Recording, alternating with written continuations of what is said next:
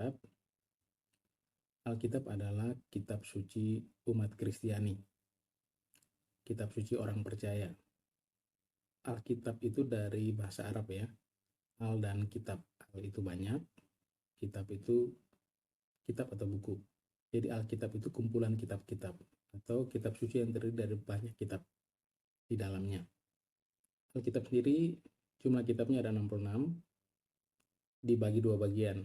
Ada Perjanjian Lama terdiri dari 39 kitab, Perjanjian Baru itu 27 kitab, total seluruhnya ada 66 kitab. Kitab-kitab Perjanjian Lama itu ditulis sebelum Yesus, dan kitab Perjanjian Baru ditulis dimulai dari Yesus. Kitab Perjanjian Lama seluruhnya menceritakan tentang hal-hal yang berkaitan dengan janji Tuhan tentang keselamatan, terus juga nubuatan tentang Kristus. Lalu Perjanjian Baru menceritakan tentang penggenapan nubuatan tentang Yesus dan kehidupan Yesus serta surat-surat para rasul. Nah, Alkitab itu dipercaya orang Kristen sebagai firman Tuhan tanpa salah dalam teks asli. Dipercaya sebagai firman Tuhan tanpa salah dalam teks asli. Kitab Perjanjian Lama ditulis dengan bahasa Ibrani, kemudian Perjanjian Baru ditulis dengan bahasa Yunani. Nah, diterjemahkan kepada begitu banyak bahasa. Jadi proses terjemahannya itu bisa keliru, bisa salah, bisa mungkin tidak tepat terjemahannya.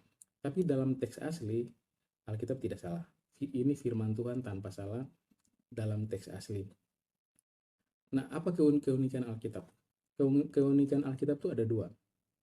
Keunikan Alkitab yang pertama, Alkitab itu ditulis oleh manusia yang menerima wahyu Allah melalui Roh Kudus. Nah, beberapa bukti mengenai hal ini kita bisa lihat dalam 2 Timotius 3:16, segala firman yang diilhamkan Allah. 2 Petrus ayat 1 atau di 1 Korintus pasal 2, 13. Jadi orang-orang yang terpilih itu yang dipilih Tuhan untuk kemudian melalui dia Allah memberikan iluminasi, Allah memberikan pewahyuan, lalu dia menulis pesan Tuhan itu, dia menulis firman Tuhan itu. Lalu keunikan yang kedua, Alkitab adalah kebenaran mutlak dari Allah tanpa salah dalam teks asli.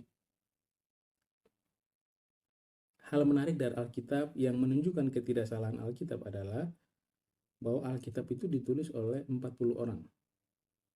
Jadi bukan oleh satu orang saja, tapi ditulis 40 orang dalam rentang waktu 1500 tahun.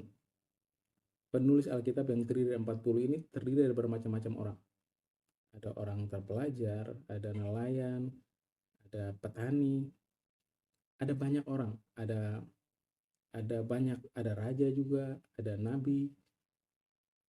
Nah, mereka ini total 40 orang. Itu sebabnya kenapa Alkitab tanpa salah. Tidak mungkin keliru. Kenapa? Karena punya referensi banyak, bukan oleh satu sumber, tapi dari 40 sumber. Kemudian yang kedua, ditulis dalam rentang waktu 1500 tahun. Dan menariknya bahwa sekalipun ditulis dalam rentang waktu 1500 tahun, pesan dari 40 orang yang ditulis dengan jarak waktu yang begitu lama, itu sama. Mereka menulis hal yang sama, menceritakan hal yang sama, ada yang menubuatkan sesuatu dan digenapi oleh tulisan yang lain, dan itu sama. Itu sebabnya Alkitab tidak mungkin salah dalam teks asli, mungkin bisa keliru dalam terjemahan, mungkin bisa keliru dalam terjemahan karena diterjemahkan ke berbagai bahasa dengan kultur, dengan budaya, dengan orang-orang yang menafsirkan kan berbeda-beda. Tapi bahwa Alkitab adalah firman Allah tanpa salah, iya, dibuktikan karena ditulis kurang lebih 40 orang dan dalam rentang waktu yang cukup lama.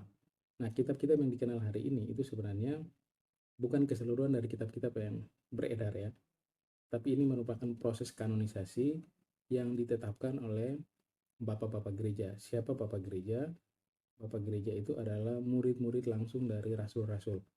Nah, siapa rasul-rasul? Rasul-rasul itu adalah murid-murid langsung dari Yesus Kristus.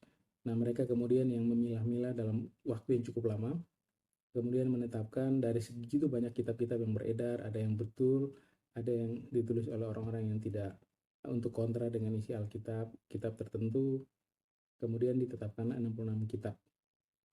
Nah, isinya yang bersesuaian, yang tidak bersesuaian tidak pernah dianggap sebagai kitab yang dikanonisasi. Nah, hasilnya adalah Alkitab yang kita punya hari ini sebagai kitab suci orang Kristen yang merupakan firman Allah tanpa salah dalam teks yang asli. Tuhan Yesus memberkati kita semua. Amin.